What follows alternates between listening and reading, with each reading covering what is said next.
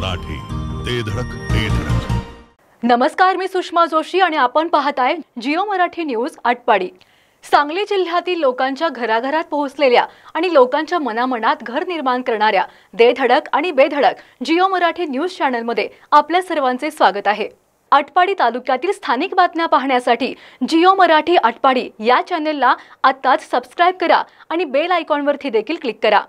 आपल्या त्वचेवरील तीळ, मस्सा, चामखीळ काढून टाका केवळ 1 मिनिटात आणि अगदी कमी खर्चात।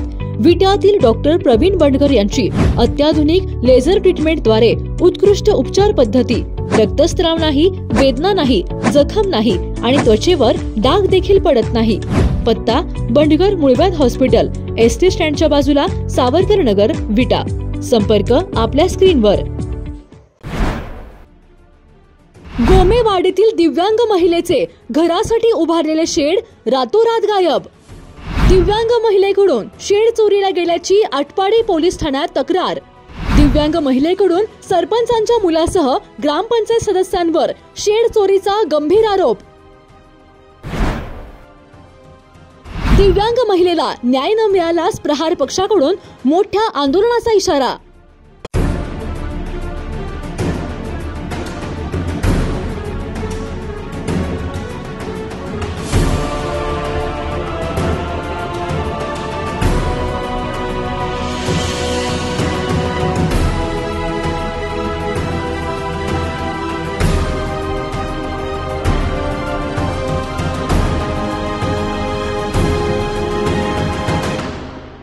गोमेवाडी येथील कल्पना उत्तम दबडे या दिव्यांग आणि निराधार महिलेने निवाऱ्यासाठी 1.5 लाख रुपये कर्ज काढून उभारलेले शेड रात्रीतच चोरीला गेल्याचा धक्कादायक प्रकार समोर आला आहे। प्रहार दिव्यांग क्रांती आंदोलक संघटनेच्या सांगली जिल्हा महिला सचिव असणाऱ्या कल्पना दबडे यांनी या प्रकरणी आटपाडी पोलीस ठाण्यात तक्रार दिली असून या प्रकरणी दबडे यांनी सरपंचांच्या मुलासह ग्रामपंचायत सदस्यांवर शेड चोरीचा गंभीर आरोप केला आहे।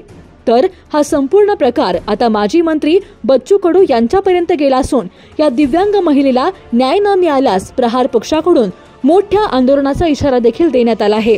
बघूया या प्रकरणी कल्पना दबडे नेमक्या काय म्हणाल्यात। माझं गोमेवाडीच्या स्टँडवर एक पानपट्टीवाजा दुकान आहे। त्या दुकानाचा उदरनिर्वाह करून मी माझं जीवन जगते। गेली 10 वर्ष झालं मी भाड्याच्या रूम मध्ये राहत होते।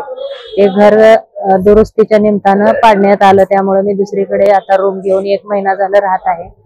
मी ग्रामपंचायतीकडे रीतसर 10 वर्ष झालं घर मागणी अर्ज केला होता, परंतु त्यांनी मला घरकुल दिलेलं नव्हतं। म्हणून मी लोखंडी शेड 1.5 लाख रुपये किमतीचं लोखंडी शेड तयार करून शासकीय जागेमध्ये उभा केलं होतं। 16 तारखेला संध्याकाळी मी तिथं ते उभा केलेलं होतं आणि 17 तारखेला संध्याकाळी ते शेड तिथून गायब करण्यात आले। यामध्ये सरपंचांचा मुलगा मंगल अण्णा काळेंचा मुलगा रावसाहेब काळे आणि ग्रामपंचायत सदस्य तानाजी काळे आणि ग्रामपंचायत सदस्य दीपक उर्फ बाळू मोठे हे 3 जण आणि बाकीचे सोनी कंपनीतले रविकांत सोने, रमाकांत सोने आणि किरण सोनी हे सगळे जण मला 16 तारखेला संध्याकाळी तिथं दिसले होते, माझ्या शेड जवळ दिसले होते। आणि त्यानंतर जेव्हा मी आज सकाळी तिकडे बाथरूमला गेल्यानंतर बघितलं तर माझं शेड त्या ठिकाणाला नव्हतं।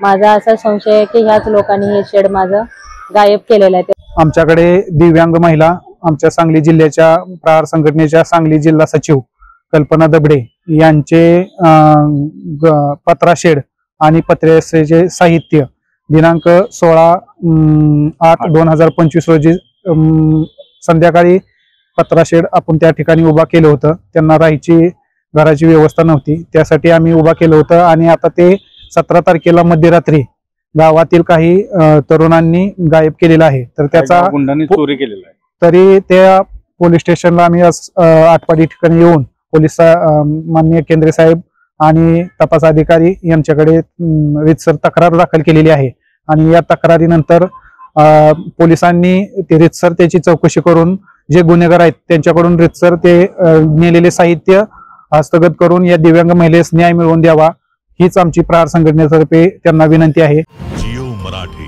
ते धडक